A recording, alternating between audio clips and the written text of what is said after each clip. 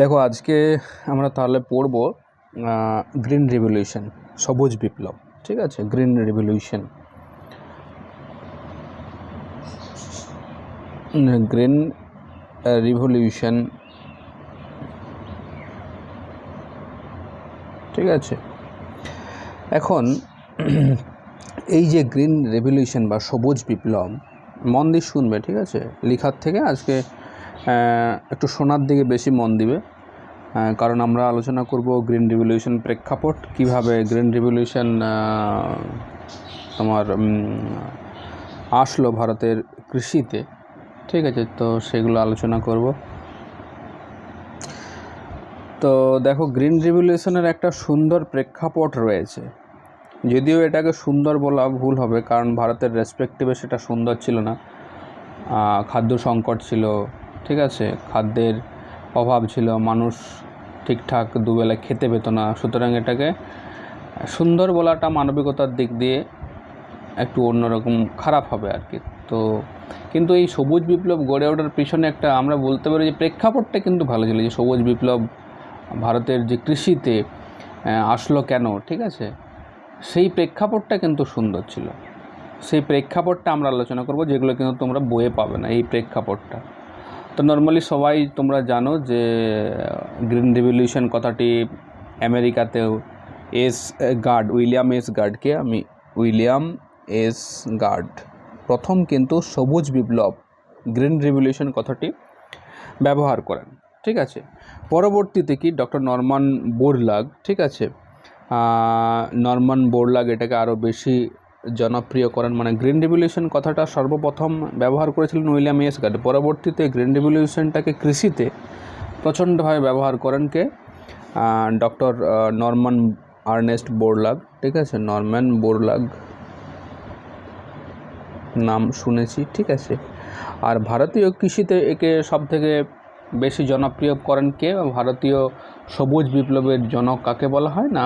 স্বামীনাথনকে। এই তিনটে জিনিস মনে রাখলাম।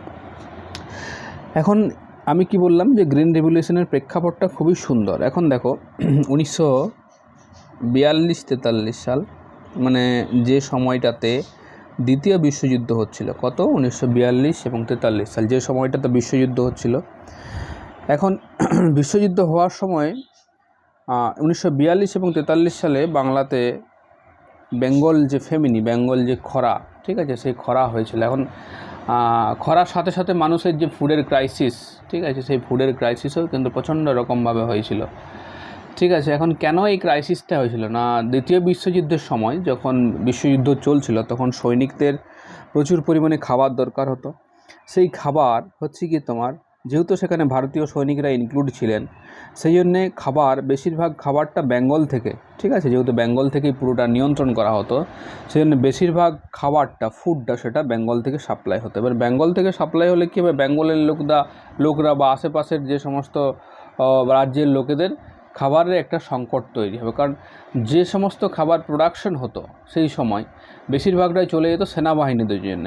সেনাবাহিনীদের জন্য যদি চলে যায়, তাহলে নর্মালি এখানে যারা বসবাস, যারা ডোমিসাইলে আছে বিভিন্ন স্টেটের, তাদের ক্ষেত্রে একটা প্রবলেম বা ফুডের ক্রাইসিস সৃষ্টি হবে।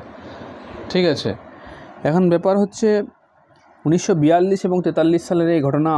ভারত হচ্ছে কৃষিপ্রধান দেশ, আমরা জানি ভারত হচ্ছে কৃষিপ্রধান দেশ। ঠিক আছে, এখন ভারত কৃষিপ্রধান দেশ হলেও ভারতের 58 থেকে 60% লোক কৃষিকাজের সাথে যুক্ত।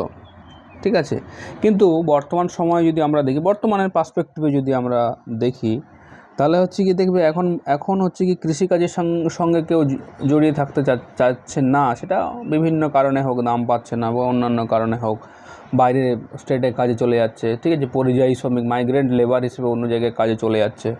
কিন্তু যদি প্রোডাকশন না হয়, তুমি একটু জিনিস খেয়াল করেছো তো, যদি এগ্রিকালচারাল প্রোডাকশন না হয়, তাহলে কিন্তু অদূর ভবিষ্যতে আমাদের এই ফুড ক্রাইসিসটা কিন্তু আবারও দেখা দেবে। ঠিক আছে, এখনও এমনটা নয় যে আমরা পুরোটাই এক্সপোর্ট করে দিই, আমাদেরকে আমদানি করতে হয় না, আমাদেরকে আমদানি করতে হয়। ঠিক আছে, যে সমস্ত রাইস প্রডিউসিং যে সমস্ত কান্ট্রি আছে, সেই সমস্ত কান্ট্রিগুলোর থেকে যে সেই শর্টেজটা কিনতে হয়, বাংলাদেশ থেকে নিতে হয়, বা বাংলাদেশ আমাদের থেকে কেনে কখনো কখনো। ঠিক আছে, ইন্দোনেশিয়া, থাইল্যান্ড, এই সমস্ত জায়গার থেকে রাইসের যে ক্রাইসিসটা, সেই ক্রাইসিসটা মেটাতে হয়। কিন্তু আমরা যদি ভাবনা চিন্তা করি আমাদের 50-60%, এটা হয়তো এখন কমে গেছে, এখন প্রায় 55-এর কাছাকাছি চলে এসছে। 55% লোক কৃষিকাজের সাথে যুক্ত, কৃষিকাজের সাথে অনলি এগ্রিকালচারের সাথে যুক্ত। তাহলে এই যে তোমার হচ্ছে গিয়ে যে পার্সেন্টেজটা, সেই পার্সেন্টেজটা আমাদেরকে বাড়াতে হবে, উৎসাহ দিতে হবে, ঠিক আছে? নাহলে কিন্তু ভবিষ্যতে এই সমস্যা আবারও দেখা দেবে, খাদ্য সংকট, ঠিক আছে? সুতরাং সরকারকে সেই বিষয়ে কিন্তু চিন্তা ভাবনা করতে হবে, ঠিক আছে? এটা একটা গেল অন্য ব্যাপার। তাহলে আমি কি বললাম, 1942 এবং 43 সালে বাংলাদেশে যে প্রচুর পরিমাণ খাদ্যের সংকট হয়েছিল, সেই সংকটের মূলে কী ছিল? সেই সংকটের মূলে ছিল বিশ্বযুদ্ধ, দ্বিতীয় বিশ্বযুদ্ধ। এইবারে দেখো কনসিকুয়েন্সটা কীভাবে কি শুরু হচ্ছে। এইবারে আমরা চলে আসবো গ্রিন রিভলিউশন কখন হয়েছিল। গ্রিন রিভলিউশন হয়েছিল 1961 থেকে 1964, এই যে সময়টা 1961 থেকে 1964, এই সময়টার মধ্যেই গ্রিন রিভলিউশনের বিভিন্ন প্রজেক্টগুলো এই সময়তে চালানো হয়েছিল। তো তারও আগে আমরা চলে আসবো যে একটু প্রেক্ষাপটটা দেখে নিই। তার আগে 1960-এর দশকে এই যে ডক্টর নরমান আর্নেস্ট বোরলাগ, উনি মেক্সিকোতে, ঠিক আছে, মেক্সিকোতে কোথায়? মেক্সিকোতে এক ধরনের উন্নত ফলনশীল বীজের আবিষ্কার করেছিলেন, ঠিক আছে? উন্নত ফলনশীল বেটে জাতের গমের বীজ ইনভেন্টেড করেছিলেন, এবং হচ্ছে কি সেই গম পার হেক্টরে প্রায় 2.5 গুণ প্রোডাকশন দিত, মানে যা প্রোডাকশন দেয় তার থেকে 2.5 গুণ বেশি প্রোডাকশন দিত, ঠিক আছে? আমরা এই ব্যাপারে পরে আসছি। কত 1960 সালে উনি কিন্তু এটা আবিষ্কার করেছিলেন, বা 1960 সাল থেকে আমেরিকাতে কিন্তু এই প্রোডাকশনটা শুরু হয়ে গেছিলো। এইবারে প্রেক্ষাপটটা দেখো, প্রেক্ষাপটটা হচ্ছে গিয়ে তোমার এই যে খাদ্য সংকট, যেটা 1942 এবং 43 থেকে শুরু হয়েছিল, সেই খাদ্য সংকট এর রেস 1947 থেকে 1966 সাল পর্যন্ত ছিল। খাদ্যের যে সংকটটা 1966 সাল পর্যন্ত ছিল। এখন এই যে খাদ্যের সংকটটা দূর করা যায়, তার পেছনেও একটা গল্প আছে। কি গল্প আছে? একবার ইউএন অ্যাসেম্বলিতে, ইউনাইটেড নেশনের যে অ্যাসেম্বলি হচ্ছিল, যে মিটিং হচ্ছিল, জেনারেল যে মিটিং, সেই মিটিংয়ে আমাদের প্রধানমন্ত্রী লালবাহাদুর শাস্ত্রী নয়, জওহরলাল নেহেরু সেখানে গিয়েছিলেন। এটা 1960-এর দশকের কথা আমি বলছি, 1960-এর দশকের কথা। জওহরলাল নেহেরু সেখানে গিয়েছিলেন কোথায়? ইউনাইটেড নেশনের যে জেনারেল যে অ্যাসেম্বলি মিটিং, সেই মিটিংয়ে সেখানে গিয়েছিলেন 1960-এর দশকের দিকে, ঠিক আছে? 1960-এর দশকে যখন তিনি গেছিলেন, এখানে একজন আমেরিকান একজন পলিটিশিয়ান, ঠিক আছে, জওহরলাল নেহেরুকে বলেছিলেন যে আচ্ছা তুমি তো আমাদের কাছ থেকে গম কিনছো। আচ্ছা, তার আগে একটা প্রেক্ষাপট বলে দিই। আমরা হচ্ছে গিয়ে, মানে ভারত হচ্ছে গিয়ে তোমার যেটা হচ্ছে গিয়ে তোমার PL 480 একটা চুক্তি, ঠিক আছে? PL 480 আন্ডারে PL 480 হচ্ছে কি এক ধরনের চুক্তি, ঠিক আছে? PL কি বললাম নামটা? PL 480 কি বলছি? PL 480। এই চুক্তির অধীনে আমরা ইউএসএ থেকে 10 মিলিয়ন টন, কত? 10 মিলিয়ন টন গম আমরা আমদানি করতাম। আমাদের খাদ্যের যেহেতু সংকট ছিল, কিন্তু এখানে ইউএসএকে আমরা বেশিরভাগ লোক ভাত খায়, রাইস ইটিং লোক। তাহলে ইউএসএকে এটা বারবার বলে আমরা পারিনি যে আমাদেরকে গমের প্রয়োজন নেই, আপনারা গমের পরিবর্তে আমাদেরকে ধান দেয়, কিন্তু না, ঠিক আছে? ওরা তো জিওপলিটিক্স বিশাল, ওদের মাথায় সবসময় চিন্তা ভাবনা করে। ওরা কী দিয়ে এসছে? ওরা নর্মালি গম দিয়ে এসছে। আর সেই সময় 1959 বা তোমার হচ্ছে কি 1955-এর দিকে, সেই সময় ভারত 12 মিলিয়ন টন গমের প্রোডাকশন করত, গমের উৎপাদন করত, ঠিক আছে? তাহলে এই যে PL 480 চুক্তি ইউএসের সাথে অলরেডি ছিলই, ঠিক আছে? তাহলে এটা আমরা আগে ভারত এটা কিন্তু আমেরিকা থেকে নিচ্ছিল। PL 480-র আন্ডারে যে 10 মিলিয়ন টন যে গম প্রত্যেক বছর আমদানি করত।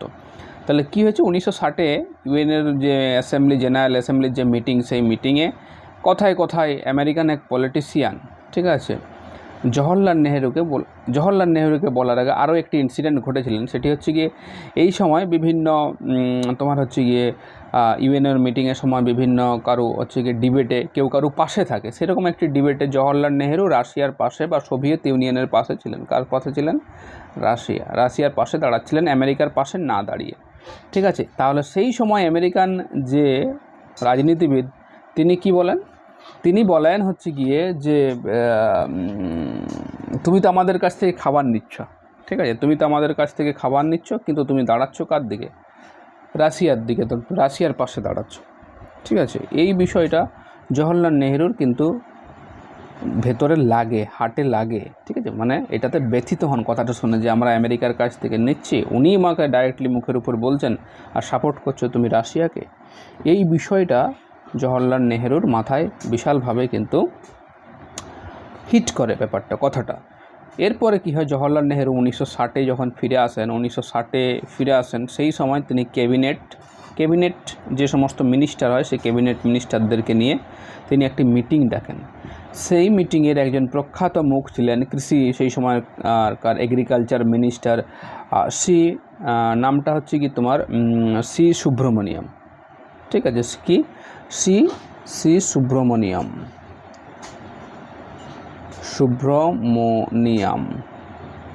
ঠিক আছে, সি সুব্রমণিয়াম সেই সময় একজন প্রখ্যাত মানে উল্লেখযোগ্য একজন হচ্ছে এগ্রিকালচারাল মিনিস্টার ছিলেন। এনার ভূমিকাও কিন্তু খুবই গুরুত্বপূর্ণ, কারণ আমরা পরে দেখব।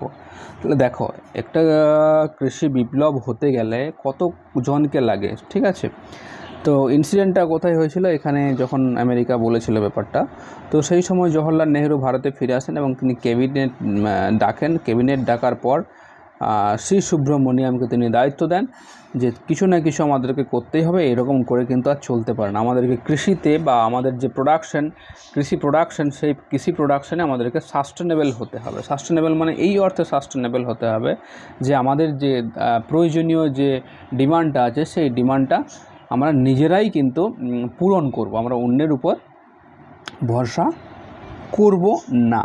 তো সেই সময় খোঁজখবর নিতে বললেন যে দেখো এটা কিভাবে কি করা যায়। তো সেই সময় খোঁজখবর নিয়ে দেখলেন যে হচ্ছে গিয়ে আমেরিকার মেক্সিকোতে একজন ডক্টর নরমান বোরলাগ বলে একজন আছেন, তিনি এক ধরনের গমের প্রজাতির বীজ ব্যবহার করেছেন, যেটা রোপণ করলে বা যেটা চাষ করলে পার হেক্টরে 2.5 গুণ লাভ পাওয়া যায়। কত পাওয়া যায়?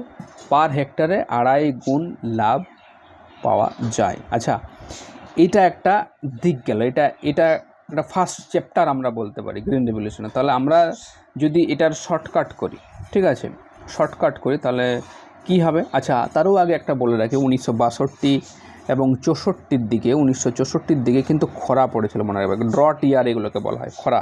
আমরা পরে আসছি, খরা বছর। এই বছরেই কিন্তু এই সময়গুলোতেই কিন্তু গ্রিন রেভলিউশনের সূচনা হয়েছিল।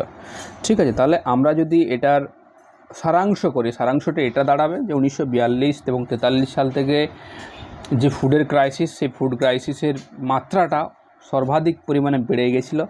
এবং সেই সময়তে কী হয়েছিল, এবং সেই সময়তেই তোমার ইউএনের আমরা PL 480 আন্ডারে, যেহেতু আমাদের ক্রাইসিসটা হয়েছিল, এই জন্য PL 480 আন্ডারে আমরা আমেরিকার কাছ থেকে গম নিতাম। এটা একটা গেল ঘটনা। এরপর হচ্ছে কি, ইউএনওর জেনারেল অ্যাসেম্বলির যে মিটিং ছিল, সেই মিটিংয়ে জওহরলাল নেহেরু গেছিলেন এবং সেখানে রাশিয়ার সমর্থন করেছিলেন। যখন রাশিয়ার সমর্থন করেছিলেন তখন আমেরিকান একজন পলিটিশিয়ান জওহরলাল নেহেরুকে বলেছিলেন যে আপনি তো আমাদের কাছ থেকে খাবার নিচ্ছেন, ঠিক আছে, কিন্তু সাপোর্ট করছেন কাকে?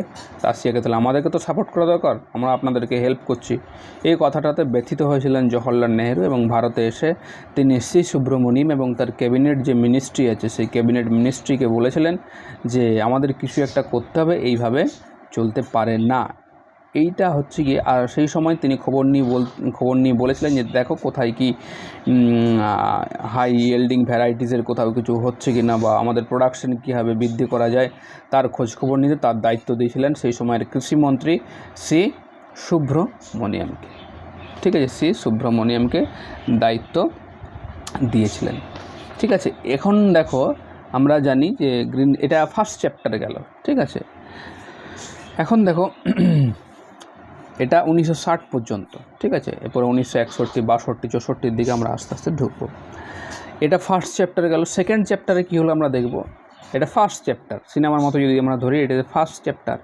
এখন প্রত্যেক এই গ্রিন রেভলিউশনে প্রত্যেকের ভূমিকা কিন্তু খুবই গুরুত্বপূর্ণ। যেমন আমি কি বললাম, জওহরলাল নেহেরু, সি সুব্রমণিয়াম, তারপরে হচ্ছে গিয়ে তোমার এস স্বামীনাথন, তার সাথে আরেকজন প্রধানমন্ত্রী আসবেন ডক্টর লাল বাহাদুর শাস্ত্রী, এদের অবদান খুবই কিন্তু গুরুত্বপূর্ণ। ঠিক আছে, এইবারে দেখো ব্যাপারটা কি হলো। ব্যাপারটা হচ্ছে গিয়ে তোমার 19, এবারে একটু যেহেতু আমরা দেখব সেকেন্ড চ্যাপ্টারে আমরা স্বামীনাথন,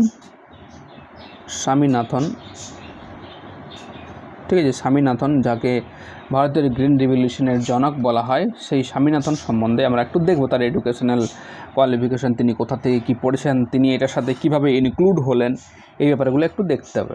ঠিক আছে, দেখো স্বামীনাথন 1947, আমি তাদের জন্ম বৃত্তান্ততে যাচ্ছি না, শুধুমাত্র এডুকেশন কোয়ালিফিকেশানটা বলছি এবং নরমান বোরলাগের সাথে তার অ্যাটাচমেন্ট। ঠিক আছে, এবং ভারতের গ্রিন রেভলিউশনে তিনি আসলেন কীভাবে, ঠিক আছে, সেই বিষয়টা আমরা দেখব। দেখো সেটা হচ্ছে কি 1947-এ IARI এর ফুল ফর্ম হচ্ছে ইন্ডিয়ান এগ্রিকালচার রিসার্চ ইনস্টিটিউট। কি বললাম? Indian agriculture research institute, IARI। ঠিক আছে, এখান থেকে তিনি জেনেটিক্স অ্যান্ড প্ল্যান্ট ব্রিডিং নিয়ে তিনি পিজি করেন। পিজি মানে পোস্ট গ্র্যাজুয়েট করেন। কি করেন? তিনি পোস্ট গ্র্যাজুয়েট করেন। কি থেকে পোস্ট গ্র্যাজুয়েট করেন? সেটা হচ্ছে গিয়ে তোমার হচ্ছে গিয়ে জেনেটিক্স এবং প্ল্যান্ট ব্রিডিং। এরপর হচ্ছে গিয়ে পোস্ট গ্র্যাজুয়েট করার পর তিনি কি করেন? তিনি সেই সময় একটু ইকোনমিক ক্রাইসিসে ভুগছিলেন। ইকোনমিক ক্রাইসিসে ভোগার সময় তিনি সেই সময় IPS মানে ইউপিএসসি যে কম্পিটিটিভ পরীক্ষা হয় ভারতের, সেই ইউপিএসসি পরীক্ষাতে বসেন। আমি আলোচনা করছি সেকেন্ড চ্যাপ্টার, এটা সেকেন্ড চ্যাপ্টার গ্রিন রেভলিউশনের প্রেক্ষাপটের সেকেন্ড চ্যাপ্টার। ঠিক আছে, তিনি সেই সময় ইউপিএসসি পরীক্ষা দেন এবং IPS ক্র্যাক করেন। কিন্তু এই সময়তেই আরও একটি ইনসিডেন্ট ঘটে। সেই ইনসিডেন্ট হচ্ছে, তিনি সেই সময়তেই যখন তিনি প্রিপারেশন নিচ্ছিলেন, তিনি ইউনেস্কোতে ফেলোশিপের জন্য অ্যাপ্লাই করেন। কি? ইউনেস্কোতে ফেলোশিপের জন্য অ্যাপ্লাই করেন জেনেটিক্স পড়ার জন্য। কারণ ভারতে সেই সময় সেই সুযোগ সুবিধা ছিল না কি জেনেটিক্স পড়ার জন্য। ওনার জেনেটিক্সে ওনার খুবই তোমার ইন্টারেস্ট ছিল আর কি। ঠিক আছে, এই সমস্ত প্ল্যান্ট ব্রিড এসব তো নিয়ে। তো যাই হোক, তিনি সেই ইউনেস্কোতে তিনি সেই সময় ফেলোশিপের জন্য অ্যাপ্লাই করেন। অ্যাপ্লাই করার পর ওনার যে মার্কস ছিল পোস্ট গ্র্যাজুয়েটে বা তিনি যে পরীক্ষায় বসেছিলেন, সেই ফেলোশিপ কিন্তু তিনি পেয়ে যান। ঠিক আছে, এই ফেলোশিপ পেয়ে যাওয়ার পরে তিনি কিন্তু এখানে যে IPS তিনি পেয়েছিলেন, ভাবছো তো IPS পরীক্ষার একজন IPS ক্যান্ডিডেট। ঠিক আছে, মানে সাকসেস আমরা বলতে পারি, সাকসেস ক্যান্ডিডেট তিনি IPS ইন্ডিয়ান পুলিশ সার্ভিস ছেড়ে তিনি কোথায় যাচ্ছেন? তিনি যাচ্ছেন হচ্ছে গিয়ে ফেলোশিপ। এটা ওনার যে তোমার হচ্ছে ওনার যে লক্ষ্য, উনি লক্ষ্যতে যাচ্ছেন। তাহলে ফেলোশিপটা পেলে উনি যথাযথ টাকা পাবেন, তাহলে সেই টাকার সমস্যাটা আর থাকছে না। উনি কিন্তু ফেলোশিপ পাওয়ার জন্য নেদারল্যান্ডে চলে যাচ্ছেন। ফেলোশিপ পেয়ে জেনেটিক্স পড়ার জন্য কোথায় যাচ্ছেন? নেদারল্যান্ডে যাচ্ছেন।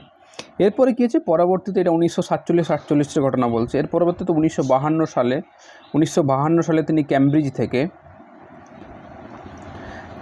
থেকে PhD করেন। কোথা? ক্যামব্রিজ থেকে PhD করেন। এর পরবর্তীতে মানে PhD কমপ্লিট হওয়ার পর তিনি USA-তে পোস্ট ডকের জন্য যান। কি? পোস্ট ডক মানে হচ্ছে PhD করার পর তুমি যদি আরও গবেষণা করতে চাও, তখন সেটাকে পোস্ট ডক বলা হয়। পোস্ট ডক করার জন্য তার জন্য তিনি USA-তে যান, ইউনাইটেড স্টেটস অফ আমেরিকা। এখন USA-তে যখন যান, তখন USA-তে সেই সময়তে কে ছিলেন? Doctor Norman Borlaug. তিনি বিভিন্ন বীজ নিয়ে গবেষণা করছিলেন। তিনি বিভিন্ন বীজ নিয়ে তিনি সেই সময় সেমিনার করছিলেন। তো সেই সময় ডক্টর নরমান বোরলাগের সাথে স্বামীনাথনের একটা অ্যাটাচমেন্ট হয়। অ্যাটাচমেন্ট মানে হচ্ছে কি, তার সাথে কথাবার্তা হয়, বিভিন্ন সেমিনারে দেখা হয় যখন তিনি পোস্ট ডক করতে যান। ওনারও তো ওই জেনেটিক্স অ্যান্ড প্ল্যান্ট ব্রিডিং নিয়ে উনি গবেষণা করছিলেন, স্বামীনাথন। তো সেই সময়তেই আমেরিকার বিভিন্ন জায়গাতে, মেক্সিকো বলো, এই সমস্ত জায়গাতে যখন সেমিনার অ্যাটেন্ড করছিলেন, তখন সেমিনার অ্যাটেন্ড করার সময় স্বামীনাথনের সাথে নরমান বোরলাগের সাথে তো পরিচয় হয় এবং তিনি ওনাকে গুরু মানতেন আর কি। ঠিক আছে, সেই সময়ের কথা বলছি।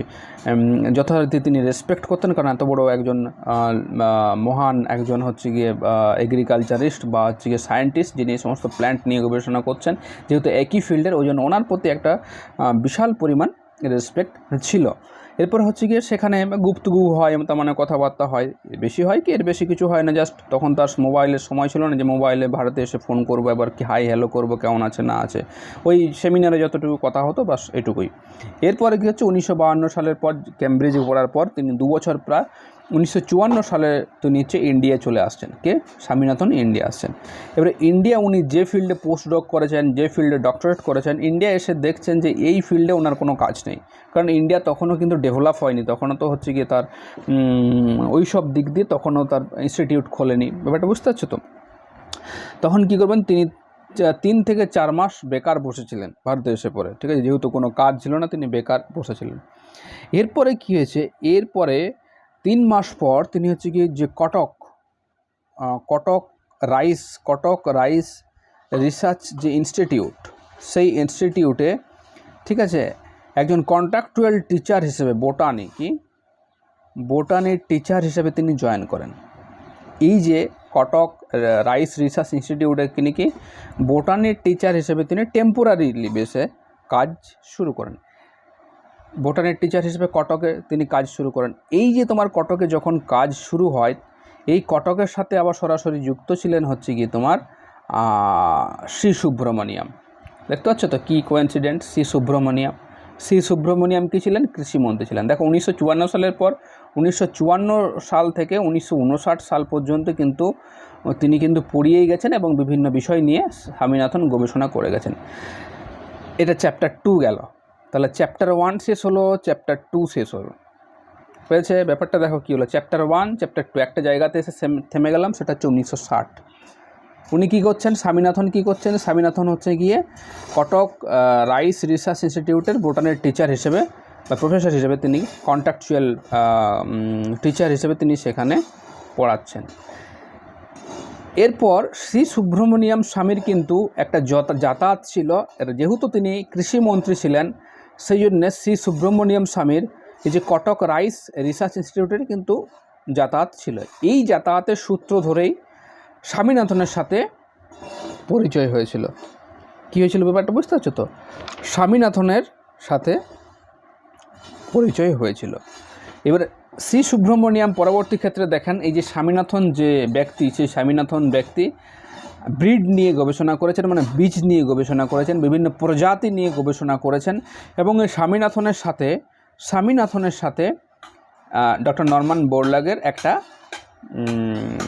পরিচয় আছে, ঠিক আছে, বা ওই সেমিনারের জন্যে বা যেখানে যেখানে তিনি সেমিনার অ্যাটেন্ড করেছিলেন ওই জন্যে ওনার সাথে একটা মুখোমুখি ফেস টু ফেস একটা গল্প হয়েছিল, একটা পরিচয় আছে। তো এটা চ্যাপ্টার 2। তাহলে চ্যাপ্টার 1 শেষ হয়েছে, আমার চ্যাপ্টার 2 শেষ হয়েছে। চ্যাপ্টার 2 এ স্বামীনাথন কী করছেন, চ্যাপ্টার 1-এ কত দূর আমরা এগিয়েছি। চ্যাপ্টার 1-এর আমরা এগিয়েছি হচ্ছে গিয়ে 1960 সাল থেকে। তাহলে চ্যাপ্টার 1 আর চ্যাপ্টার 2 কোথায় মিলিত হচ্ছে? Shri Subramaniam 1960, Cuttack rice research institute 1960। কিন্তু তার আগে থেকেই শ্রী সুব্রমণিয়াম, যিনি কৃষিমন্ত্রী ছিলেন জওহরলাল নেহরুর দপ্তরের, সেই কৃষিমন্ত্রী কটক রাইস যে রিসার্চ ইনস্টিটিউট সেখানে আসতেন এবং শ্রী স্বামীনাথনের সাথে তিনি গুপ্তগু করতেন, মানে কথা বলতেন। কথা বলার পর শ্রী সুব্রমণিয়াম স্বামী দেখলেন যে এই লোকটা কিন্তু কাজের লোক, ঠিক আছে, কাজের লোক, মানে চ্যাপ্টার 1 এবং চ্যাপ্টার 2 মিলিত হচ্ছে সিনেমার মতো, ঠিক আছে। যখন দায়িত্ব দিলেন শ্রী সুব্রমণিয়ামকে, জওহরলাল নেহরু যখন দায়িত্ব দিলেন শ্রী সুব্রমণিয়াম স্বামীকে, তখন তিনি স্বামীনাথনকে এসে বললেন, শ্রী সুব্রমণিয়াম, যে এরকম আমাদের পিএম আমাদের এরকম একটা দায়িত্ব দিয়েছিলেন যে আমরা ফুড ক্রাইসিসের মধ্য দিয়ে যাচ্ছি, তোমাকে কিছু করতে হবে, তুমি যাও মেক্সিকো যাও, তুমি কিছু শিখে এসো। কার কাছে শিখে এসো? না, ডক্টর আর্নেস্ট যে বোরলাগ আছেন, সেই ডক্টর নরমান আর্নেস্ট বোরলাগের কাছ থেকে তুমি কিছু শিখে এসো, তুমি কিছু দেখে এসো। তো সেই সূত্র ধরে 1960s-এর 61 দিকে উনি মেক্সিকো চলে যাচ্ছেন। কে মেক্সিকো যাচ্ছেন? স্বামীনাথন মেক্সিকো যাচ্ছেন। কার কাছে যাচ্ছেন? নরমান বোরলাগের কাছে যাচ্ছেন, যে আমাদের ভারতে কিছু করা যায় কি না, নতুন কিছু টেকনোলজি ডেভেলপ করা যায় কি না, বা ঠিকঠাক রাইসের যে সমস্ত ব্রিডগুলো আছে বা হুইটের যে সমস্ত ব্রিডগুলো আছে সেগুলোকে উন্নত মানের নিয়ে আসা যায় কি না, এই ব্যাপারে স্বামীনাথনকে পাঠাচ্ছেন শ্রী সুব্রমণিয়াম।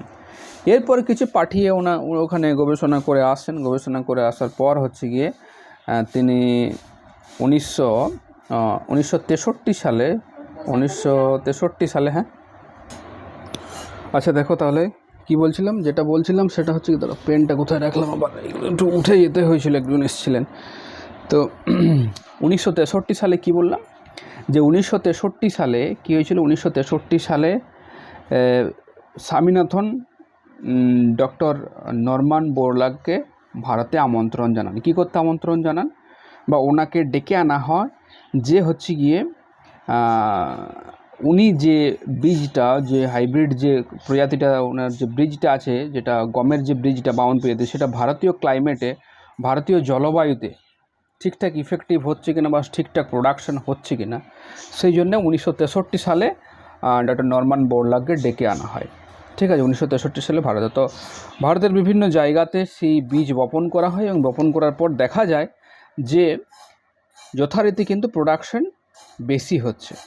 ঠিক আছে, প্রোডাকশন বেশি হচ্ছে। কোন 63 সালে তখন ভারত সরকার সিদ্ধান্ত নেয় যে আমরা ভারতের বিভিন্ন জায়গাতে আমরা এই বীজ বপন করব, এবং শুধুমাত্র গমের নয়, আমরা এর সাথে সাথে ধানের বীজটাও বপন করব। এখন ধানের বীজটা কোথায় পাবো, গমের বীজটা তো আমরা পেলাম, ঠিক আছে, গমের বীজটা তো আমরা পেলাম, ধানের বীজটা কোথায় পাবো না, ধানের বীজটার জন্যে সন্ধান চালানো হলো। সেই ধানের বীজটা আমরা পেলাম হচ্ছে গিয়ে ইন্টারন্যাশনাল যে রাইস ইনস্টিটিউট আছে, কোথায়, ইন্টারন্যাশনাল রাইস রিসার্চ ইনস্টিটিউট। ঠিক আছে, এগুলো লেখার দরকার নেই। ইন্টারন্যাশনাল রাইস রিসার্চ যে ইনস্টিটিউট আছে, সেই ইনস্টিটিউট কোথায় আছে, তোমার হচ্ছে ফিলিপাইনে আছে। কোথায়, ফিলিপাইনের তোমার হচ্ছে মেলিনা বলে একটি জায়গা আছে, মেলিনা। এই মেলিনা থেকে উন্নত মানের বললো আমরা ধান নিয়ে আসব। আর গমটা কোথার উপর নির্ভর করব, গমের যে প্রজাতিটা, তাহলে দেখো ক্যাবিনেটে ঠিক হলো, মিনিস্ট্রি ঠিক করলো জওহরলাল নেহেরু 1963 দিকে বা 63 পরে। ঠিক আছে, 1963 এবং 64-তে ঠিক হলো যে আমরা মেক্সিকো থেকে কি করব,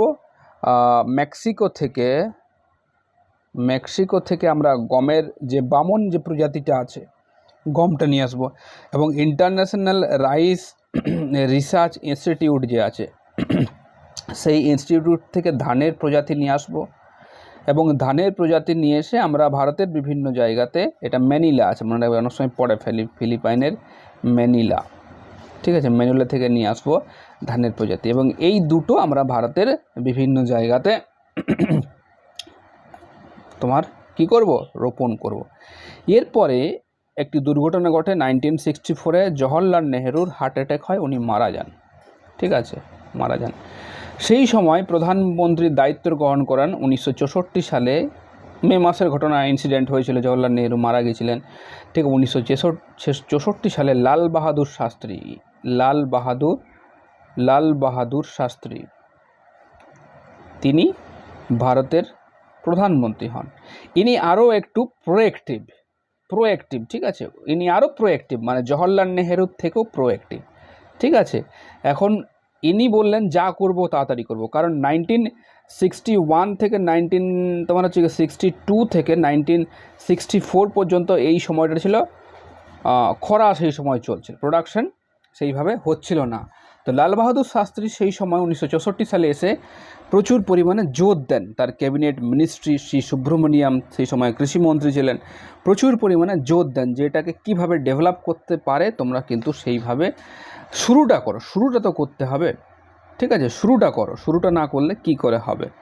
ঠিক আছে, এই যে যখন শুরুটা করতে বলেন, তখন হচ্ছে গিয়ে শুরুটা যখন করতে বলেন, তখন 1963-64 সাল, 1900 সালটা হচ্ছে গিয়ে তোমার যে সময়টা চালু হয়েছিল, মেবি হয়তো 1964 সাল, হ্যাঁ 64 সাল, মানে 63 সালের শেষ বা 64। ঠিক আছে, 64 সালে এই সময় ওনার বেশি আরও আর কি জোর দিয়েছিলেন। তো তারও আগে জওহরলাল নেহেরু, ঠিক আছে, জওহরলাল নেহেরু কী করেছিলেন সেই সময়, মানে হচ্ছে গিয়ে 61 এবং 63 এই সময়টা একটা প্রজেক্ট চালিয়েছিলেন।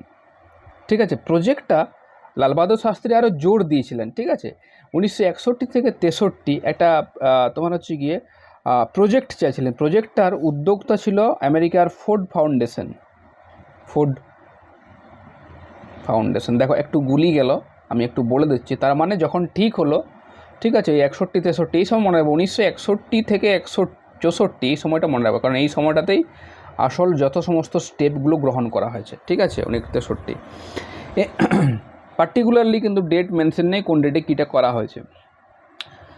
যখন ঠিক হলো যে আমরা ধান এবং গম লাগাবো, সেই সময় কি হলো, 1961-এ বা 63 থেকে 64 থেকে যখন ঠিক হলো, তখন 63 এবং 64 এই সময়টাতেই ফোর্ড ফাউন্ডেশন ভারতে এলো। কিন্তু তার আগে থেকেই, ঠিক আছে, তার আগে থেকেই ভারত সরকার একটা প্রজেক্ট চালু করেছিল।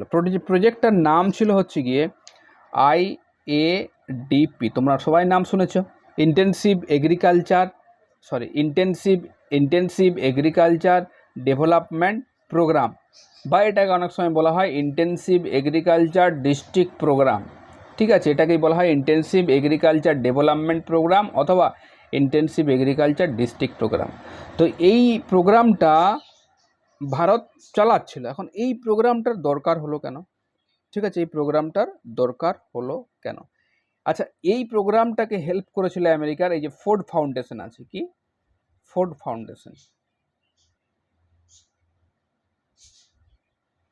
ফাউন্ডেশন এই প্রোগ্রামটাকে হেল্প করেছিল, IADP-কে হেল্প করেছিল। এখন IADP কেন চালানো হলো? যেমন ট্রেন চালানোর আগে, বড় ধরো রাজধানী ট্রেন যাবে, ট্রেনের লাইন দিয়ে, তার আগে একটি পাইলট ট্রেন চালানো হয়। না, ছোট এক কামরার একটি ইঞ্জিন চালানো হয়, সেটাকে পাইলট ট্রেন বলা হয়, ঠিক আছে। সেই পাইলট ট্রেন কী করে? পাইলট ট্রেন লাইন চেক করে দেখে যে কোথাও লাইনের গন্ডগোল আছে কিনা, সিগন্যালে কোথাও ত্রুটি আছে কিনা। তার আধা ঘন্টা পরে রাজধানী এক্সপ্রেস বা যেগুলো নামি ট্রেন আছে, সেই ট্রেনগুলো, এক্সপ্রেস ট্রেন, সেগুলো যায়। পাইলট ট্রেন সেই রকমভাবে চাষবাস ঠিকঠাক হবে কিনা, বা এই যে তোমার উন্নত মানের বীজগুলো আনা হচ্ছে, সেই উন্নত মানের বীজগুলো ভারতের জলবায়ু মৃত্তিকাতে ঠিকঠাক সুটেবল হবে কিনা, তার জন্যে যে প্রজেক্টটা চালানো হয়েছিল সেটাই হচ্ছে IADP। সেটা হচ্ছে পাইলট প্রজেক্ট। কি প্রজেক্ট ছিল সেটা? পাইলট প্রজেক্ট ছিল, যে ঠিকঠাক প্রোডাকশন হচ্ছে কিনা। এখন এই পাইলট প্রজেক্টটি মনে রাখবে, পরীক্ষাতে কোশ্চেন আসে যে 7টি রাজ্যের 7টি জেলাতে চালানো হয়েছিল। পরীক্ষাতে কোশ্চেন আসে কোন কোন জেলাতে চালানো হয়েছিল। কি বললাম? 7টি রাজ্যের 7টি জেলাতেই এই প্রজেক্টটা চালানো হয়েছিল। যেমন তোমার হচ্ছে গিয়ে জায়গাগুলোর নাম যেমন আমি বলছি থাকো, যেটা হচ্ছে গিয়ে তোমার বিহারের হচ্ছে গিয়ে, যেমন ধরো শাহাবাদ, আমি নামগুলো লিখে দিচ্ছি দেখো, বিহারের শাহাবাদ, ঠিক আছে, তামিলনাড়ু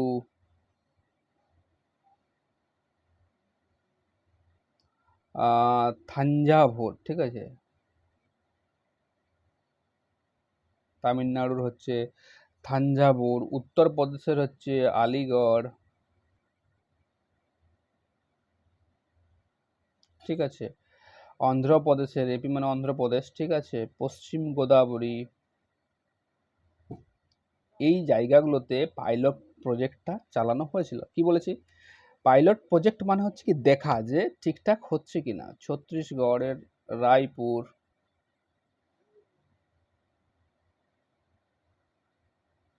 ঠিক আছে, তারপর হচ্ছে রাজস্থানের পালি,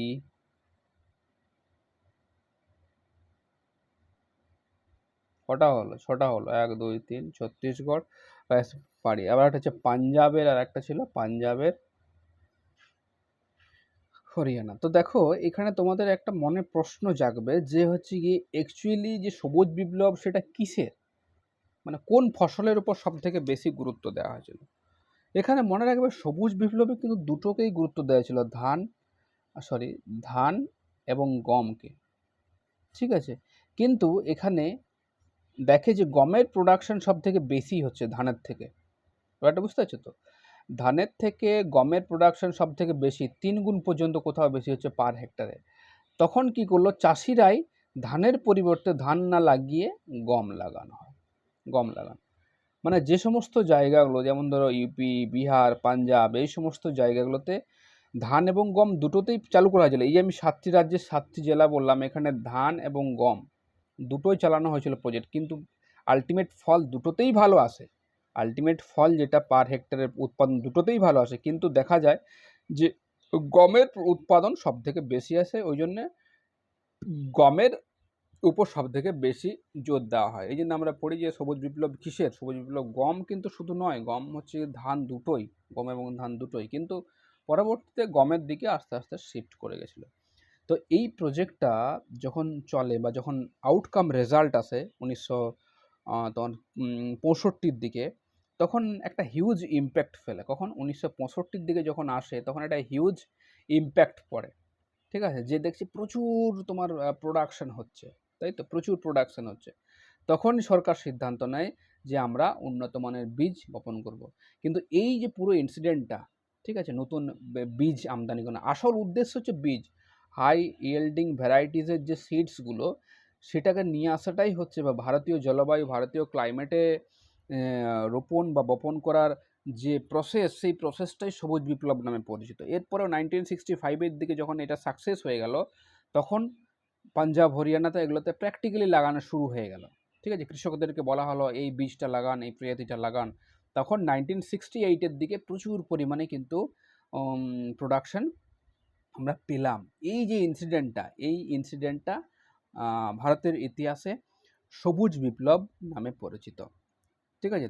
তাহলে সবুজ বিপ্লবের প্রধান মূলে কি আছে? হাই ইয়েল্ডিং ভ্যারাইটিসের যে সিডস আছে।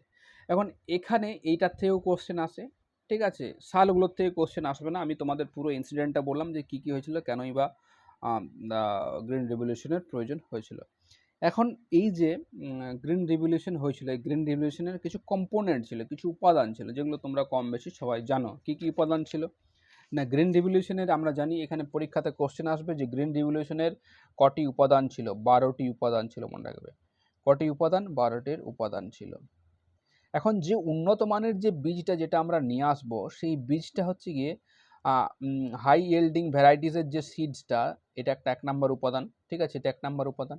এই যে সিডসটা, এর খিদে কিন্তু প্রচুর, ঠিক আছে? উন্নত প্রজাতির, তার মানে এর জলও যেমন বেশি খাবে, তেমনি হচ্ছে কি যে সমস্ত ফার্টিলাইজারগুলো আছে সেই ফার্টিলাইজারও বেশি খাবে। আবার এরা হচ্ছে খুব হচ্ছে গিয়ে দুর্বল টাইপের, এদেরকে যদি তুমি যত্ন না করো বা কেয়ার করে যদি না করো, তাহলে কিন্তু এই প্রজাতির যে তোমার হচ্ছে গিয়ে উদ্ভিদটা হবে, যে গাছটা হবে, উদ্ভিদ বলার থেকে গাছ বলা ভালো, যে গাছটা হবে সেই গাছটি কিন্তু সহজেই মারা যাবে, ঠিক আছে?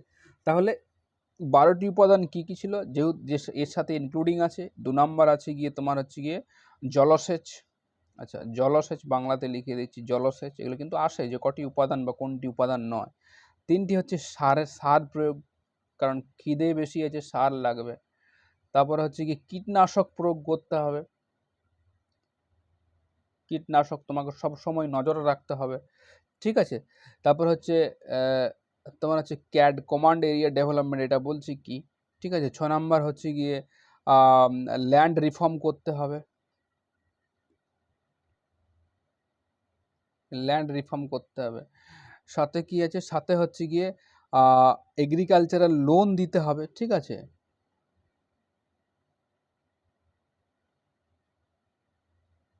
লোন বা ক্রেডিট, ঠিক আছে? 8 কি করতে হবে? 8 হচ্ছে গিয়ে জমির যে কনসলিডেশন হোল্ডিংটা আমাকে ঠিক করতে হবে।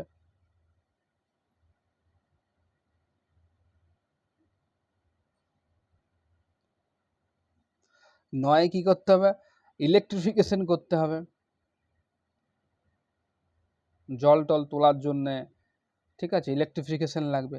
10 কি করতে হবে? রোড তৈরি করতে হবে, মানে তুমি যে মালটা তুলবে সেটাকে বাইরে তো বিক্রি করতে হবে, তার জন্য রোড তৈরি করতে হবে, যন্ত্রপাতির প্রয়োগ করতে হবে, মেকানাইজেশন। 12 নাম্বার হচ্ছে গিয়ে বিভিন্ন ইউনিভার্সিটিস স্থাপন করতে হবে, যেখানে তোমাকে শেখানো হবে, ঠিক আছে? এই 12টি হচ্ছে গিয়ে তোমার হচ্ছে গিয়ে গ্রিন রিভলিউশনের প্রধান উপাদান, ঠিক আছে? এগুলো তো তোমরা কম বেশি সবাই জানো। এখন এখানে আলোচনা করার বিষয় আছে কমান্ড এরিয়া ডেভেলপমেন্ট, ঠিক আছে? এই জিনিসটি কি, এটা অনেক সময় পরীক্ষাতে দেয়, ঠিক আছে? ল্যান্ড রিফর্ম, তার মানে হচ্ছে কি বিভিন্ন জমি সংক্রান্ত যে সমস্ত আইনগুলো আছে সেগুলো তোমাকে পাল্টাতে হবে। কনসলিডেশন হোল্ডিং মানে হচ্ছে কি তোমার কনসলিডেশন যে হোল্ডিং, সেটার মানে হচ্ছে কি তোমার যে সমস্ত স্মল অ্যান্ড ফ্র্যাগমেন্টেড যে সমস্ত ল্যান্ড, যে সমস্ত হোল্ডিংগুলো আছে সেগুলোকে কী করতে হবে, তাদের যে সমস্ত বাধাগুলো আছে সেগুলোকে দূর করতে হবে। ঠিক আছে, এটা কনসলিডেশন বলা হয়। স্মল এবং হচ্ছে ফ্র্যাগমেন্টেড যে সমস্ত ছড়িয়ে ছিটিয়ে সে সমস্ত জমিগুলো আছে, যেগুলো তো একটা জমি এখানে অন্য একটা জমি ওখানে, সেগুলোর জন্য ব্যবস্থা করতে হবে। এটা হচ্ছে consolidation of holding. Land reform, যেগুলো হচ্ছে জমিদারি সিস্টেম, সেই জমিদারি সিস্টেমকে কিন্তু তুলতে হবে। এই ধরনের ব্যবস্থাগুলো যেগুলো ব্রিটিশ কাল থেকে চলে আসছিল সেগুলো কিন্তু অ্যাবলিশ করতে হবে। ঠিক আছে, বাকিগুলো তোমরা জানো, রোড করতে হবে, কীভাবে মেকানাইজেশন আমার সাহায্য লাগবে। ঠিক আছে, এই সমস্ত ব্যাপারগুলো আছে। এখন সিএডি দেখো, যেটা আলোচনা করবো সিএডি কমান্ডের, বাকিগুলো একবার জাস্ট রিডিং পড়ে নেবে তাহলেই হবে। ক্যাট হচ্ছে কি কমান্ড এরিয়া ডেভেলপমেন্ট। ক্যাট বলতে আমরা বোঝাই যে সমস্ত কোনো একটি জায়গা আছে, ধরো এইরকম একটি জায়গা আছে, এই জায়গাটা হচ্ছে গিয়ে ফার্টাইল, খুবই উর্বর। ঠিক আছে, কিন্তু এই জায়গাটা খুব ফার্টাইল উর্বর, এই জায়গাটার মধ্যে পোটেনশিয়ালিটি আছে। কিসের পোটেনশিয়ালিটি আছে? পোটেনশিয়ালিটি আছে গিয়ে উৎপাদনের, প্রোডাকশনের। এই জায়গাটার থেকে তুমি ঠিকঠাক যদি পরিচর্যা করো তোমার ঠিকঠাক প্রোডাকশন হবে। কিন্তু এই হাই ইয়েল্ডিং ভ্যারাইটিসের সিডস যদি তুমি এখানে লাগাও, এখানে প্রচুর জল লাগবে। তার মানে এখানে যে জলটা আছে সেই জল দিয়ে তুমি হাই ইয়েল্ডিং ভ্যারাইটিসের তোমার হচ্ছে কি সিডসগুলো আছে, সেই সিডসগুলোর তুমি এখানে চাষ করতে পারবে না, কারণ তোমার এখানে জল নেই। ঠিক আছে, সুতরাং এখানে এখানে জল নেই। সুতরাং এই যে তোমার হচ্ছে কি জলের এখানে ব্যবস্থা করার জন্যে তোমাকে কাকে পদক্ষেপটা নিতে হবে? সরকারকে পদক্ষেপ নিতে হবে, যে আমার এখানে পোটেনশিয়ালিটি আছে, আমার এখান থেকে প্রোডাকশন হবে। ঠিক আছে, প্রোডাকশন হবে এবং পোটেনশিয়ালিটি আছে, তাই জন্য কী করতে হবে? তাই জন্য এই যে এরিয়াটা, এই এরিয়াটাকে আমার জলের যে সাপ্লাই, ঠিক আছে, জলের সাপ্লাই একে দিতে হবে এবং ঠিকঠাক ওয়েতে বিজ্ঞানসম্মতভাবে একে কিন্তু জলের সাপ্লাই কিন্তু একে দিতে হবে। ঠিক আছে, তার মানে জলের যদি সাপ্লাই দিই তাহলে এই অঞ্চলটাতে, ঠিক আছে, এই অঞ্চলটাতে তোমার হচ্ছে গিয়ে অঞ্চলটা কৃষির আওতায় আসবে এবং এই অঞ্চলটাকে আমরা প্রোডাক্টিভিটি করতে পারবো বা প্রোডাক্টিভিটি ল্যান্ডে পরিণত করতে পারবো। ঠিক আছে, এটা গেল হচ্ছে কি কমান্ড এরিয়া ডেভেলপমেন্ট। জাস্ট এই উপাদানগুলো একবার করে দেখবে। এবার দেখো, এটা সবুজ বিপ্লবের উপাদান গেল এবং সবুজ বিপ্লবের যে হিস্ট্রি, সেই হিস্ট্রি গেল। এখন সবুজ বিপ্লবের কিছু সুবিধা এবং অসুবিধা তোমরা জানো যে কী কী সুবিধা আছে, কী কী অসুবিধা আছে, আমি তাও একবার করে আলোচনা করে দিচ্ছি। দেখো, সবুজ বিপ্লবের যদি আমরা সুবিধাগুলো দেখি, প্রথম সুবিধা কি বলো তো? প্রথম সুবিধা হচ্ছে সবুজ বিপ্লবের প্রথম সুবিধা যেটা ছিল সেটা হচ্ছে গিয়ে তোমার প্রোডাকশন অনেক বেশি হয়েছিল। আমি আর বিশেষ বিস্তারিত আলোচনা করছি না, উৎপাদন অনেক বেশি, উৎপাদন অনেক বেশি। ঠিক আছে, যেহেতু তুমি উন্নত মানের বীজ ব্যবহার করছিল। 2 নম্বরে হচ্ছে গিয়ে ধান এবং গমের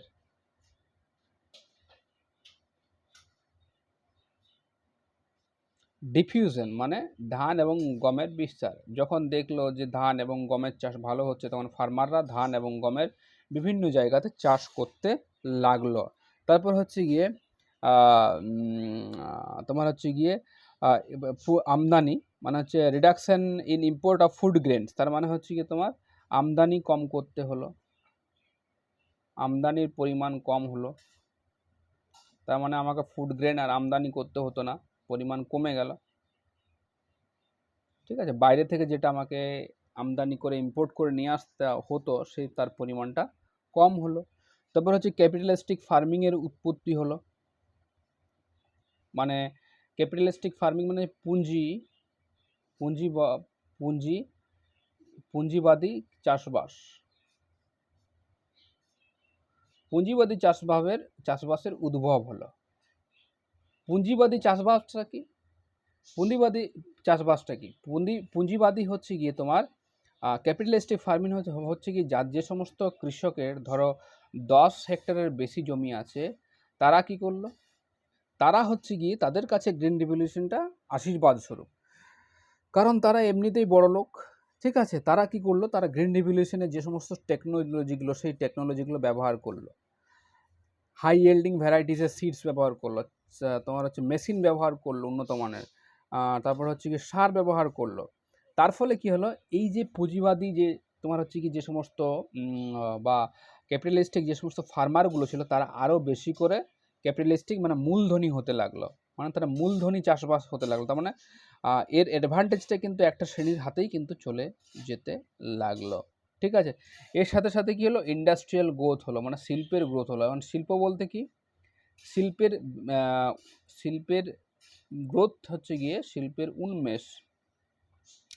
শিল্পের গ্রোথ বলতে আমরা এখানে বলতে পারি যে হচ্ছে কি, ধরো এই সমস্ত যে সমস্ত এগ্রিকালচারাল যে সমস্ত মেশিনগুলো বা চাষবাসের জন্য যে সমস্ত মেশিনগুলো লাগবে, সেই সমস্ত মেশিনগুলোর উদ্ভব হলো, ট্র্যাক্টর বেশি পরিমাণে আসলো, বা সার কারখানা তৈরি হলো, পেস্টিসাইডের কারখানা তৈরি হলো, ঠিক আছে, ইনসেকটিসাইডের কারখানা তৈরি হলো, ঠিক আছে, বিভিন্ন মেশিন তৈরির কারখানা তৈরি হলো। তার সাথে সাথে এগ্রো বেসড কি, তার সাথে সাথে কী হলো, তার সাথে সাথে এগ্রো বেসড ইন্ডাস্ট্রি, যেমন textile industry, sugar industry, vanaspati industry, এগুলো কিন্তু আস্তে আস্তে ডেভেলপ করতে লাগলো। 6 নম্বর কী আছে, 6 নম্বর হচ্ছে গিয়ে রুরাল এমপ্লয়মেন্ট, গ্রামীণ যে কর্মসংস্থান, আমি ইংরেজি বাংলা মিশিয়ে লিখছি, রুরাল এমপ্লয়মেন্ট ক্রিয়েট হলো। গ্রিন রেভলিউশনের ফলে কী হলো, যখন চাষিবাসীর অর্থ হাতে টাকা আসতে শুরু করলো, তাদের একটু সবার ইচ্ছে যাবে যখন হাতে টাকা আসে তখন আমরা টাকাটাকে খরচা করি। ঠিক আছে, আমি একটা টিভি নিলাম, একটা ফ্রিজ নিলাম, বা অন্য কিছু আমার প্রসাধন যে সামগ্রী সেগুলো নিলাম। এখন এগুলো যখন আমরা কিনবো সামগ্রিকভাবে, তোমার হচ্ছে গিয়ে তোমার ধরো আমি যদি এসি কিনি, এখন বর্তমান সময়ের কথা বলছি, আমি একটা ফ্রিজ কিনলাম, আর ফ্রিজ কিনলে ফ্রিজটা খারাপ হবে, ফ্রিজ সারানোর মিস্ত্রি চাই। বা আমি একটা টিভি কিনলাম, টিভির কানেকশানের জন্য আমার অন্য কিছু চাই, বা টিভি খারাপ হয়ে গেলে তোমার হচ্ছে কি সারানোর মিস্ত্রি চাই, বা ফ্যান খারাপ হয়ে গেলে ফ্যান সারানোর মিস্ত্রি চাই। এইভাবে ইনডাইরেক্টলি কিন্তু অনেক এমপ্লয়মেন্ট দিতে শুরু করলো। 3 নম্বর হচ্ছে কি, এই যে তোমার যে প্রোডাকশনটা গ্রিন রেভলিউশনের ফলে যে প্রোডাকশনটা হচ্ছে, সেই প্রোডাকশনের ফলে কী হচ্ছে, প্রচুর পরিমাণ গাড়ি লাগছে, প্রচুর পরিমাণ লোক লাগছে। তার মানে একটা গ্রামীণ যে সমস্ত লোকগুলো বসে থাকতো তারাও কিন্তু কাজ পেতে থাকলো। ঠিক আছে, এগুলো হচ্ছে মেন সুবিধা। এখন ডিমেরিটস যদি আমরা দেখি কী কী অসুবিধা আছে, না অসুবিধাগুলোকে আমরা দু ধরনের ভাগ করতে পারি। একটা হচ্ছে গিয়ে ইকোনমিক বা হচ্ছে গিয়ে সামাজিক অসুবিধা, আর একটা হচ্ছে পরিবেশগত অসুবিধা। ডিমেরিটসের ক্ষেত্রে আমরা অসুবিধাটাকে আমরা দুটো ভাগে ভাগ করতে পারি, কি একটা সামাজিক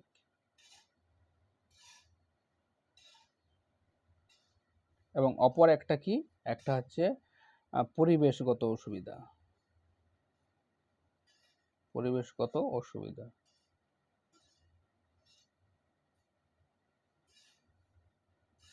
সামাজিক অসুবিধা বা অর্থনৈতিক অসুবিধাগুলো কি কি, না প্রথমেই মনে রাখবে যে সামাজিক অসুবিধা বা অর্থনৈতিক অসুবিধার প্রথম হচ্ছে আঞ্চলিক বৈষম্য বা শস্যের অসম্যতা।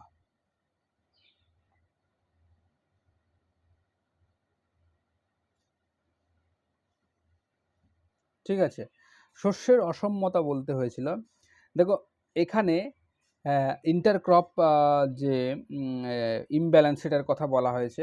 শস্যের অসম্যতা হচ্ছে গিয়ে, ধরো গ্রিন রেভলিউশন শুধুমাত্র যে খাদ্যশস্যগুলো, ঠিক আছে, খাদ্যশস্যগুলো আছে সেই শস্যগুলোর উপর জোর দিয়েছিল, যেমন হচ্ছে গম, ধান, জোয়ার, বাজরা, ঠিক আছে, এই সমস্ত যে খাদ্যশস্য সেগুলোর উপর জোর দেওয়া হয়েছিল। কিন্তু এটা ছেড়েও, ঠিক আছে, এটাকে বাদ দিয়েও, ঠিক আছে, বাকি যে তোমার হচ্ছে গিয়ে বাজরা, খাদ্যশস্যের মধ্যে কথা বলছি, জোয়ার, বাজরা, মেজ বা ধান, এগুলোকে কিন্তু গুরুত্ব দেওয়া হয়নি। শস্যের অসম্যতা আমরা কি, আমরা গ্রিন রেভলিউশনে আমরা লাগিয়েছিলাম গম, ধান এবং জোয়ার বাজরা, অল্প পরিমাণে জোয়ার, বাজরা, ঠিক আছে, রাগি, এগুলো আমরা লাগিয়েছিলাম। কিন্তু এন্ড অফ দ্য ডে আমরা দেখতে পাচ্ছি গম ছাড়া বাকিগুলোর আর ঠিকঠাকভাবে পর্যবেক্ষণ করা সম্ভব হচ্ছে না। তাহলে গমেরই শুধুমাত্র চাষ করা হয়েছে। তাহলে একটা শস্যের অসম্যতা দেখা যাচ্ছে না, যেখানে গম শুধুমাত্র গমেরই চাষ করা হচ্ছে, সেখানে ধান ঠিকঠাকভাবে চাষ করা হচ্ছে না। বা আবার যে সমস্ত ধরো পালসেস ডাল আছে, তৈলবীজ আছে, সেই সমস্তগুলো কিন্তু ঠিকঠাকভাবে চাষ করা হচ্ছে না। এটা একটা গেল তোমার শস্যের অসম্যতা। 2 নম্বর হচ্ছে আঞ্চলিক বৈষম্য। আঞ্চলিক বৈষম্য, আঞ্চলিক বৈষম্যটা কি,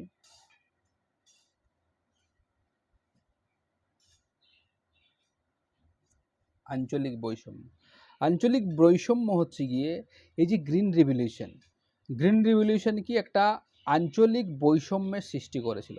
তার মানে পাঞ্জাব, হরিয়ানা, ওয়েস্টার্ন ইউপি এবং রাজস্থানের কিছু অংশ, তামিলনাড়ু বাদ দিয়ে বাকি অঞ্চলগুলোতে কিন্তু সেইভাবে কিন্তু চাষবাস করা হতো না, বা গ্রিন রিভলিউশনের ইম্প্যাক্টটা সেই সবভাবে পড়েনি।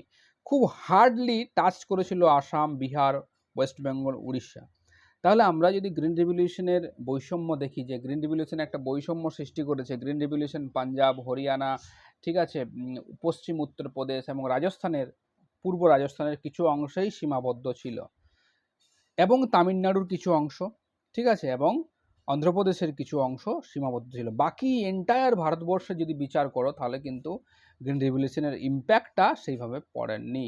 তাহলে আমরা এখানে দেখতে পাচ্ছি যে গ্রিন রিভলিউশনের যে ইম্প্যাক্ট সেটা শুধুমাত্র কিছু অঞ্চলের মধ্যে সীমাবদ্ধ ছিল, বাকি অঞ্চলগুলোতে সেভাবে কিন্তু পড়েননি। এখানে 2 নম্বর এটা গেল। 3 নম্বর হচ্ছে গিয়ে কৃষকদের মধ্যে বৈষম্য, তাই তো? এই কৃষকদের মধ্যে বৈষম্য সৃষ্টি করেছিল। কৃষকদের মধ্যে বৈষম্য কি করে সৃষ্টি করবে না, কৃষকদের মধ্যে যেভাবে বৈষম্যটা সৃষ্টি করেছিল, এটা হচ্ছিল, দেখো আমি আলোচনা করলাম এখানে সুবিধাতে, যে পুঁজিবাদী চাষবাসের উদ্ভব হলো। তার মানে এখানে কৃষকদের মধ্যে যে বৈষম্য, যারা হচ্ছে বড় বড় কৃষক ছিল তাদের সাথে ছোট ছোট কৃষকদের পার্থক্যের সৃষ্টি হতে থাকলো, অর্থনৈতিক ইনকামের পার্থক্য সৃষ্টি হতে থাকলো, ঠিক আছে।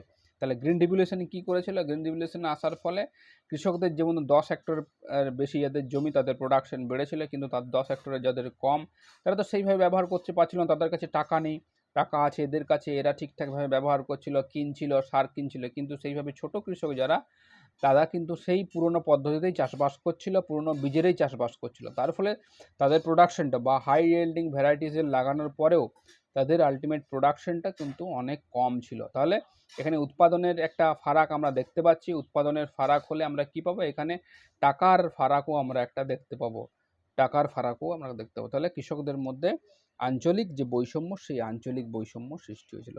এগুলো গেল মেন সামাজিক বা আর্থসামাজিক যে সমস্ত অসুবিধাগুলো আছে, সেই অসুবিধাগুলো। এখন পরিবেশগত কি কি অসুবিধা হয়েছিল, পরিবেশগত কি কি অসুবিধা না, পরিবেশগত স্যার প্রথমেই অসুবিধা হয়েছিল ডিফরেস্টেশন, মানে কৃষি জমিকে তোমার আর কৃষি জমির পরিমাণ বাড়ানোর জন্য গাছকে কেটে দেওয়া হয়েছিল, প্রচুর পরিমাণে গাছ কেটে দেওয়া হয়েছিল, যেগুলোর ইম্প্যাক্ট আমরা এখন পাচ্ছি, ঠিক আছে। 2 নম্বর এটা হচ্ছে ডিফরেস্টেশন,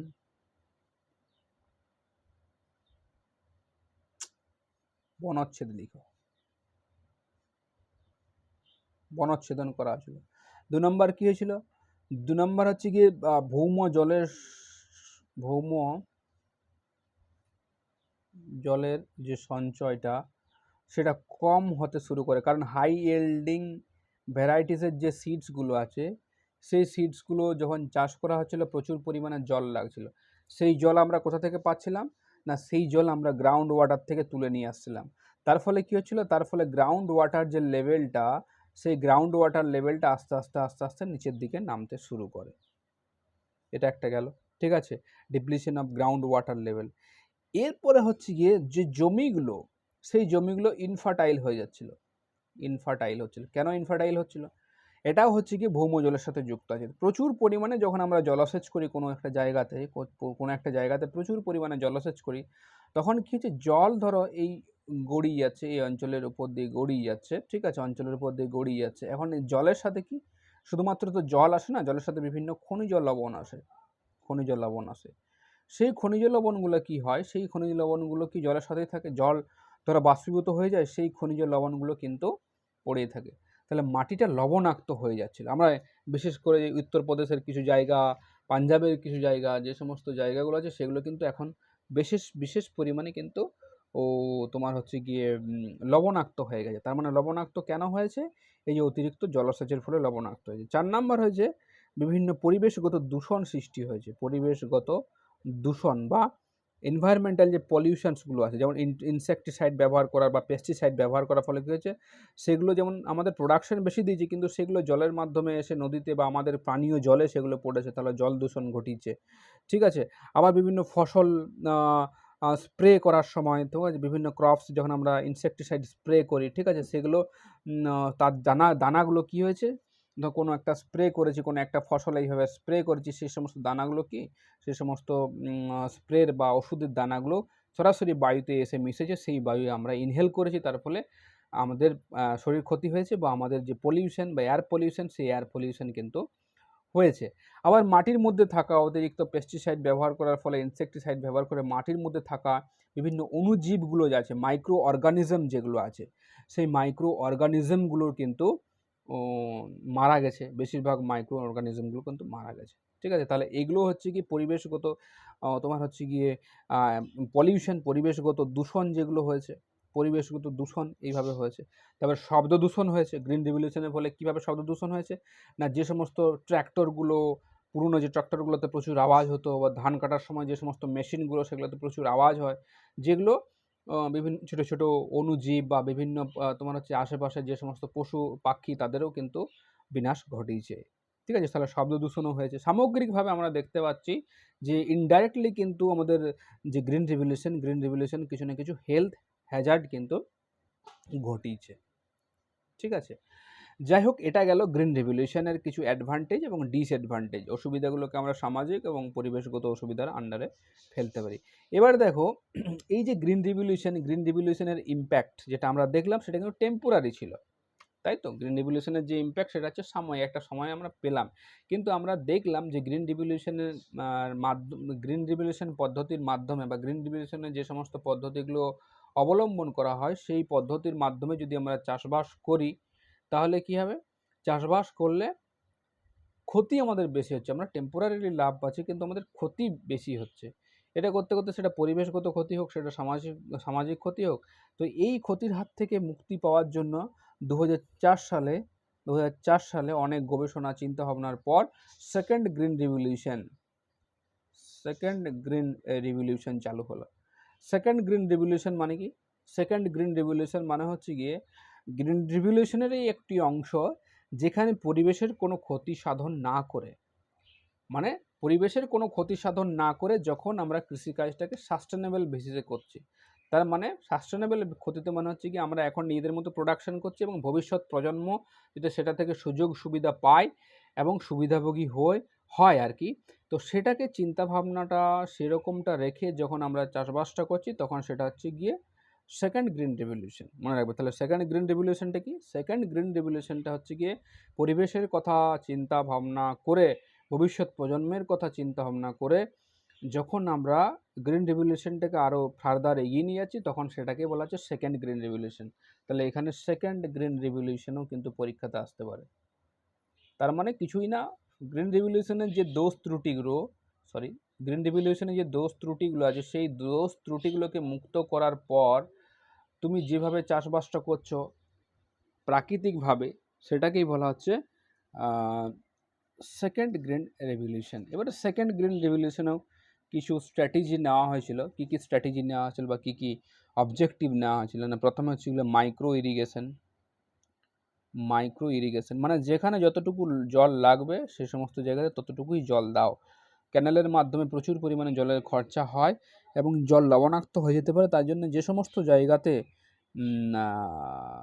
অন্য সোর্সগুলো আছে, মানে ক্যানেল ছাড়াও যদি অন্য সোর্স থাকে, যেমন কুয়ো, নলকূপ, এগুলোর মাধ্যমে জলটাকে ঠিকঠাকভাবে বিজ্ঞানসম্মতভাবে চারা গাছের বা গাছগুলোর একবারে গোড়াতে পৌঁছে দাও।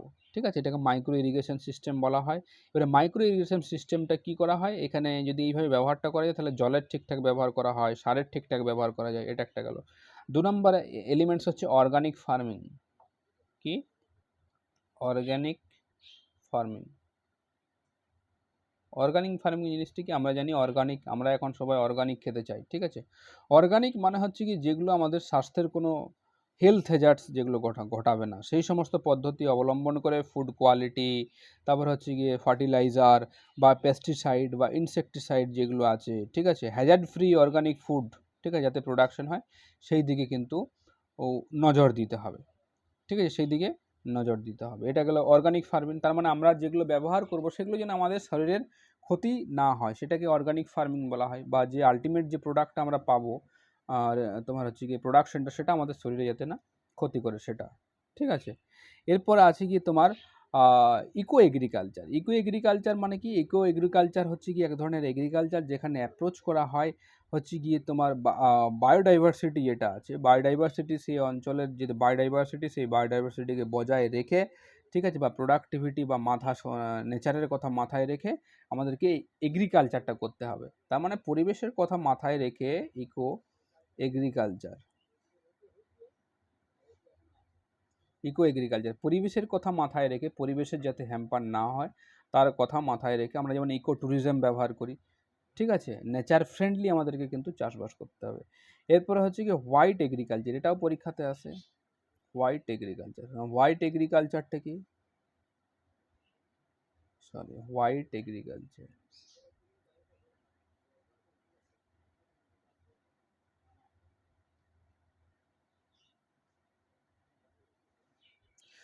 মনে রাখবে হোয়াইট এগ্রিকালচারটা এক ধরনের micro organism, particularly fungi base. তার মানে এখানে এটা চায়নাতে, মনে রাখবে চায়নাতে 1986-এ প্রথম অ্যাডপ্ট করা হয়েছিল এবং হোয়াইট এগ্রিকালচার বলা হয় কারণ এখানে হোয়াইট কলার বা হোয়াইট কোট, মানে বিজ্ঞানীরা যারা আছেন, যে সমস্ত বিজ্ঞানীরা হোয়াইট কোট পরেন, তার মানে যারা হোয়াইট কলার আর কি, যারা রিসার্চার, যারা গবেষক, তারা কি করেছেন, তারা এক ধরনের কৃষি পদ্ধতি বার করেছেন, যে তারা বের করেছেন কি যে সমস্ত কিছু তারা ফাঙ্গি, ঠিক আছে, ফাঙ্গি বা মাইক্রো অর্গানিজম আবিষ্কার করেছেন, সেই মাইক্রো অর্গানিজমগুলো বা ফাঙ্গিগুলো ব্যবহার করা হয় গ্রিন রেভলিউশনের ক্ষেত্রে। আবার গ্রিন রেভলিউশন বললাম, এগ্রিকালচারের ক্ষেত্রে যেগুলো ব্যবহার করলে প্রোডাকশন বৃদ্ধি পায়। তার মানে কিছু মাইক্রো অর্গানিজম আমরা প্রাকৃতিকভাবে বা ল্যাবে আমরা তৈরি করব, সেগুলো এগ্রিকালচারের যে প্রোডাকশন, সেই প্রোডাকশনকে ত্বরান্বিত করবে। এবং মাইক্রো অর্গানিজমের সাথে সাথে আমরা ফাঙ্গি, যে সমস্ত ছত্রাক কিছু আছে, সেই সমস্ত ছত্রাকগুলোকে ডাইরেক্টলি হচ্ছে কি ফুডে ইমপ্লিট করা হবে, মানে শস্যে দেওয়া হবে, যেগুলো থেকে আমরা প্রোডাকশন বা কোয়ালিটি অফ তোমার হচ্ছে কি ফুডটা যাতে আমরা বেশি পাই, এটাকে বলা হয় হোয়াইট এগ্রিকালচার। তাহলে হোয়াইট এগ্রিকালচারের কিছুই না, হোয়াইট কোট পরা ব্যক্তিরা কিছু মাইক্রো অর্গানিজম এবং কিছু ফাঙ্গির ইনভেন্ট করেছেন, সেই ফাঙ্গি এবং মাইক্রো অর্গানিজমগুলো যখন প্রোডাকশনে বৃদ্ধি করে তখন সেটাকে বলা হচ্ছে হোয়াইট এগ্রিকালচার, ঠিক আছে। তাহলে এইগুলো গেল হচ্ছে কি তোমার strategies for the second green revolution, ঠিক আছে। এছাড়া তোমাদেরকে কি করতে হবে, তোমাদেরকে আরও যে সমস্ত রিভলিউশনগুলো আছে, পিঙ্ক রিভলিউশন, হোয়াইট রিভলিউশন, তারপর হচ্ছে কি তোমার red revolution, grey revolution, yellow revolution, এই যত রিভলিউশন আছে তাদের প্রবক্তা এবং কোন রিভলিউশনটা কার কোন শস্যের ক্ষেত্রে প্রযোজ্য সেগুলো লিস্ট করে পড়বে, ঠিক আছে। আমি আজকে শুধুমাত্র গ্রিন রিভলিউশনটা তোমাদেরকে বুঝিয়ে দিলাম। বাকি যে রিভলিউশনগুলো আছে, সেই হোয়াইট রিভলিউশনটা একবার চোখ বুলিয়ে নেবে। বাকি যে রিভলিউশনগুলো সেগুলোর প্রবক্তা বা জনক এবং তার সাথে সেই রিভলিউশনগুলো কিসের সাথে যুক্ত সেগুলো কিন্তু পরীক্ষাতে আসে, ঠিক আছে। ঠিক আছে, তাহলে আমাদের গ্রিন রিভলিউশন এখানেই শেষ হলো।